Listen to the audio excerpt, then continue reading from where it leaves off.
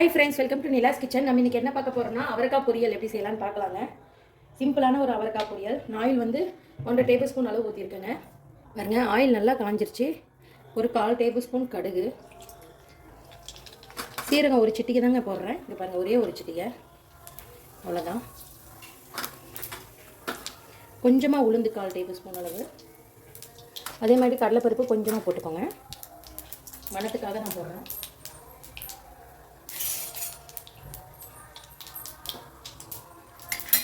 பாருங்க, நான் சின்ன வெங்காயம் ஒரு 5 வெங்காயத்தை பொடியாக கட் பண்ணியிருக்கேன். ஒரு வரமிளகாய் ஒரு 4 மிளகாயை வதி எடுத்து வச்சுருக்கேன். கருவேப்பிலை, ஒரே ஒரு நாட்டு தக்காளி, சின்ன தக்காளி எடுத்துருக்கேங்க. இப்போ நான் வரமிளகாய் போட்டுறேன்.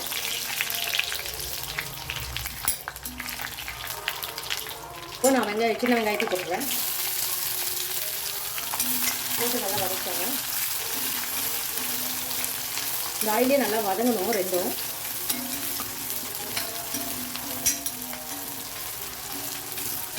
கொஞ்சமாக நான் தூள் போட்டுக்கிறேன்.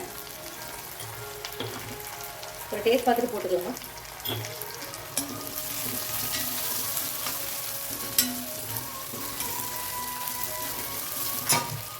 ஆனியன் நல்லா வதங்கிடுச்சு. இப்போ ஒரு தக்காளி எடுத்து போட்டு கட் பண்ணி எடுத்துக்கிறேன். சரியா அப்படியே போட்டுக்கிறேன்.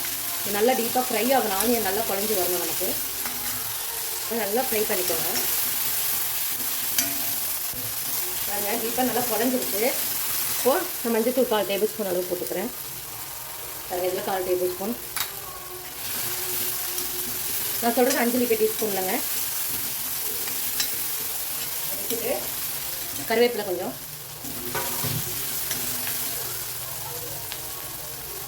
இப்போ நான் 1/4 கிலோ அவரைக்காயை கட் பண்ணி வாஷ் பண்ணி வச்சுருக்கேங்க, போட்டுக்கிறேன்.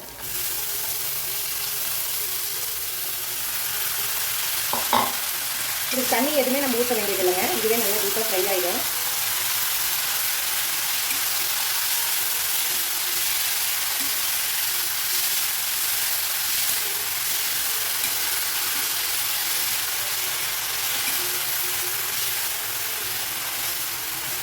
இந்த மாதிரி வரமிளகாய் மட்டும் கிள்ளி போட்டு செஞ்சு பாருங்கள், அவ்வளோ டேஸ்ட்டாக இருக்கும். இதுவும் எனக்கு எங்கள் பாட்டி சொல்லி கொடுத்துருந்தாங்க. எல்லா காய்க்குமே எங்கள் பாட்டி வரமிளகாய் மட்டும் தான் போடுவாங்க. இப்போ தான் நம்ம மசாலாலாம் போடுறோம். நான் சின்ன பொண்ணுலேருந்து வில்லேஜில் வளர்ந்ததுனால எங்கள் பாட்டி எல்லாமே எனக்கு சொல்லி கொடுத்துருக்காங்க.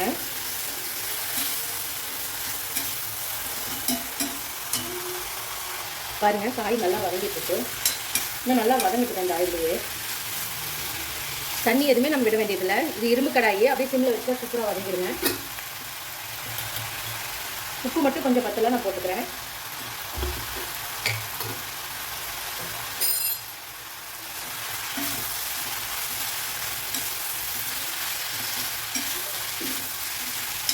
அவ்வளோதான். பாருங்கள், நல்லா சூப்பராக வதங்கிருக்கு.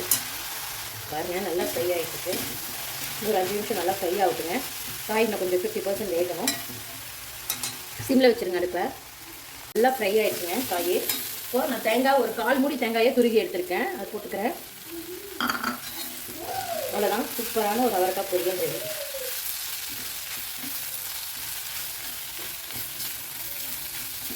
இந்த நல்லா தேங்காய் போட்டு ஒரு வதக்கிடுவாங்க, அப்போ தான் கெடாது காய்.